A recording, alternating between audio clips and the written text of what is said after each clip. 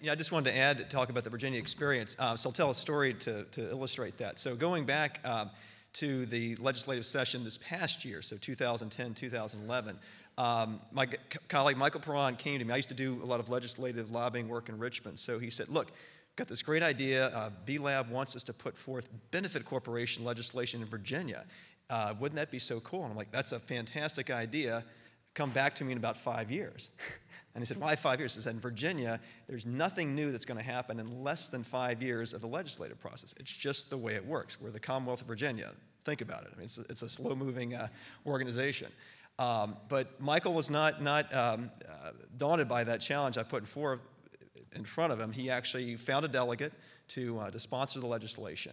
And this is where it got really interesting, because I kept thinking, man, this is a social impact bill. I mean, we're going to get support from the few Democrats that remain in the General Assembly, but there's going to be strong Republican opposition to this thing. How's this thing going to fly? Well, the bill started working its way through the committees, and this is what happened.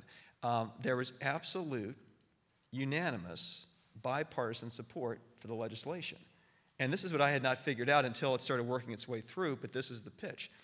Yes, it has a definite appeal to those who were on the more liberal side of the aisle, who were focused on preserving social impact missions, allowing companies to have a social purpose, education, the environment, whatever, but to pursue that.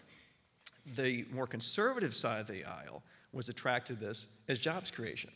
And that's where I missed. That was the disconnect that I had initially, is not seeing this as really promoting essentially promoting the Commonwealth as being business-friendly to companies who have this mindset. So the Republicans in the committees, and then ultimately in the House and the Senate, unanimously supported this, because this was putting Virginia out there as giving Virginia yet another way to distinguish itself as the most business-friendly state in the country. And that's why they put it forth. We became the 4th state to adopt that.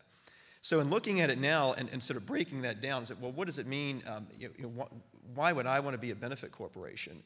If those of you thinking who have a business or want to start a business. So number one, as we've been talking about, yes, protect your social impact mission. There's no better way to do that. I described the impact makers model and what we had to do to protect our mission.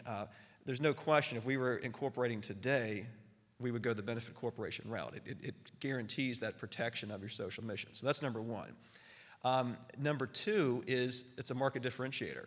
I would be lying to you if I said we win all sorts of consulting business in Richmond because we have this really cool social impact model. That would be a lie, because businesses who are hiring us we still have to deliver services. We still have to charge a market-based rate that's competitive. We still have to have the top-tier consultants.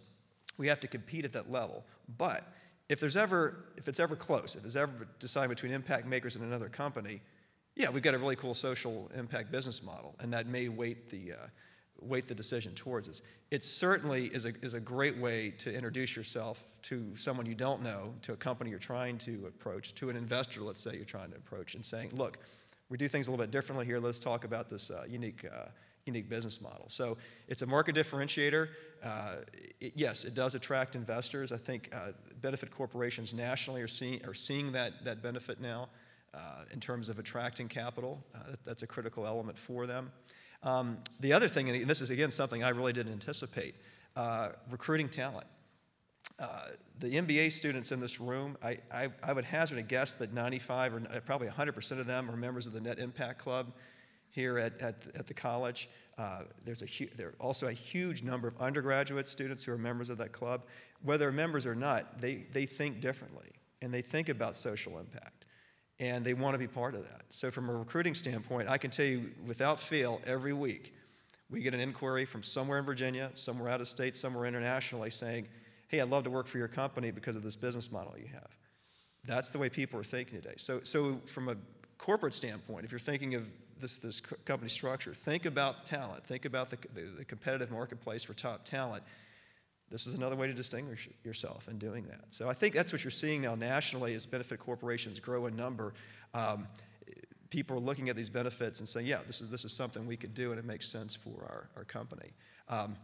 In Virginia, there are just a small number of companies that have gone to this step so far, but I think you'll see more. It's very much in its infancy here, but again, with the help of B-Lab nationally, Again, with their certification model, over 500 companies now. I can remember just a few years ago, it was 100, and I think I remember when it surpassed 100. Now they're over 500. So again, it's a great trend. I strongly recommend that you go to the B-Lab website. They have a link to a piece that the PBS NewsHour did. What was it, about 2-3 weeks ago? It's an outstanding segment. It's about a 10-minute piece that you can watch online that discusses B-Lab, discusses the benefit corporation legislation. You're going to see companies you know. Patagonia, for example, a California-based company. They are B-Lab certified. They are a benefit corporation. It's a fantastic story. They made that commitment. You'll hear about that in the piece you see online, but it's a great description. So with that, I think we're going to break for lunch. We'll love to participate in the roundtable after lunch, and look forward to questions there too. Thanks so much. Okay.